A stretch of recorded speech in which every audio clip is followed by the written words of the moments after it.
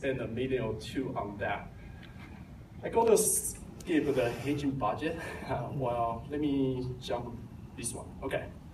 So company have their ALM strategy, hedging strategy, how to pricing the call option. So simple way to look at it. This one get a credit for the John Ho. Is you probably read that book as option, future, and other derivative. That's just a summary of that page. But for the left bottom corner, that's just how I calculate and try to fit in this entire PowerPoint presentation.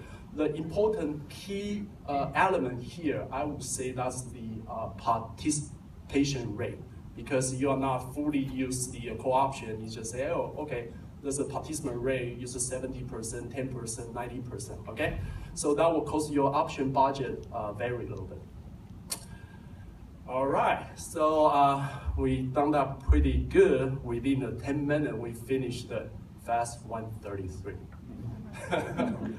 Okay, now we're going to jump to the risk analysis and reporting. I think I have probably extra 1 minute based on my pace. So this is what's happened, okay?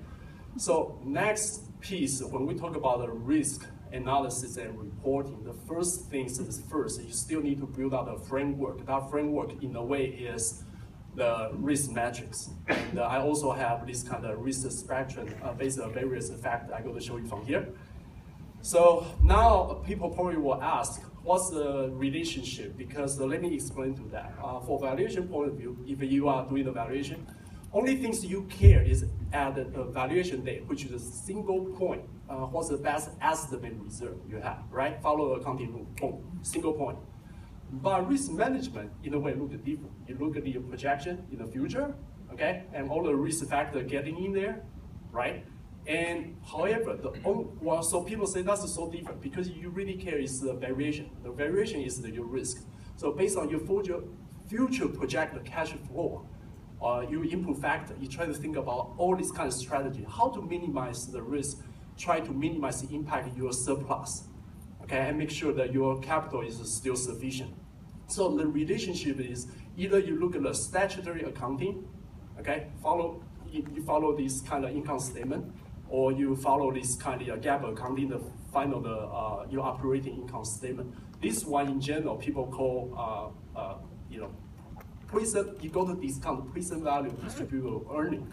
So if you do a 1,000 scenario, finally you calculate 1,000 point, do the S-curve, and then you manage this kind of tail risk. So in between, the ones is static, you measure at a single point. The other is forecast in the future.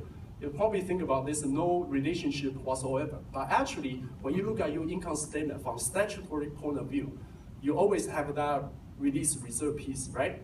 And for the GAAP accounting, you always have the debt amortization, right? Guess what? All these kind of things are based on if you conduct a good, solid valuation. So if you have a good system to measure EIA, I think it will help you manage it for the real risk management, okay? So now let's jump to risk management. So first of all, in a way, it's a product sensitivity. You can create this kind of, what's my picture? Oh, okay, well, look, I put this one, it's not trying to scare you or something like that. In a way, once you lock down your Fast 133, you can create a lot of single points, try to measure what's going on. So, well, I'm probably not going to spend too much time on this. So in a way that if you can download from the SOA website, so you probably can see I try to organize a lot of information in the one slide. Actually, I create a lot of blocks like this, all right? So you can see this lapse, mortality, different assumption for your guarantee rate, create this gigantic matrix, yeah. So based on that, you can summarize what the VED, remember we talked about that? The entire key for the Fast 133 is what? Calculate VED, calculate your GHC, and finally calculate your IRR, right? Internal rate of return, 3 big element factor. And this is a VED piece, and finally you can see the picture based on the different factor, okay? If this is not clear, you can look at that guy. Still didn't show up? Oh, show up, okay, so what's happening is I try to enlarge this one. I know that we all grew up, past actuary exam long time ago. This is some of the simple concept I want to bring it back. If you look at the different risk factor, you see that the shape. So based on each block, it's shaped differently. So that's how sensitive it could be different factor impact on your final result on each piece of the reserving. Follow me so far? So if you look at that, you probably can apply the same idea to do for your gross host contract, which I don't show you additional that big risk spectrum. And then the, well, you can do that as well to calculate corresponding the internal rate of return. So people will wonder, this is all the technical stuff. If you are senior management, you say, how good is this? I mean, how are you going to interpret that, right? So the key is the next slide.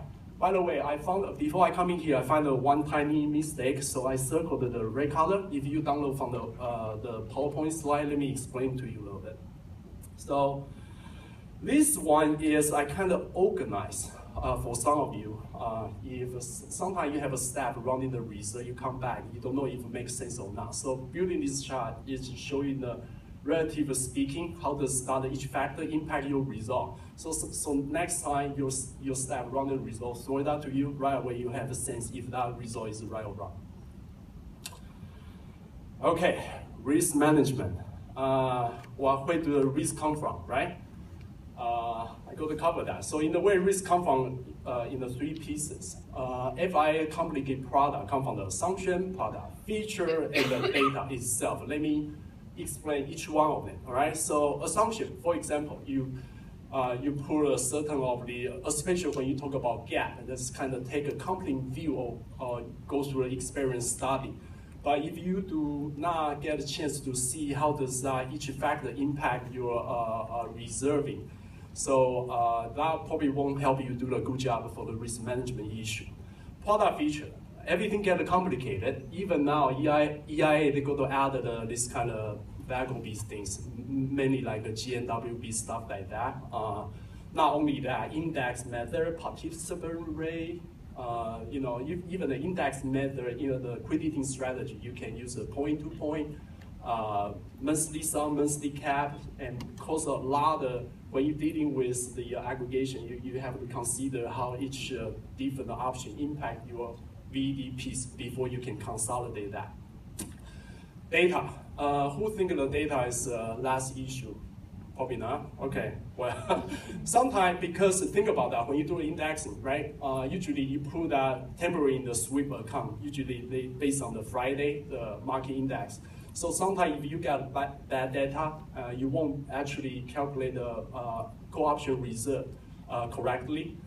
So that's why if your co-option reserve, the VED is incorrect, then you impact, that's kind of real, the chart I show you. So you will impact your GHC as well. So your IRR, the benchmark rate will be off as well.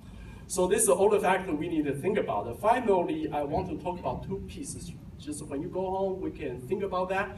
So when you do a bifurcation, the main factor will be your option piece. So just various, say if you have a high GHC or low GHC, what does that mean to you? If you have so corresponding that should complement each other between the GHC and VED, right? So sometimes you have to think about how to you budget your co-option rate. So what kind of situation will impact that? That's more company specific. Since each company have their pricing philosophy, the feature, product design, so I let the reader to digest that. Until then, thank you very much, and enjoy to see you here.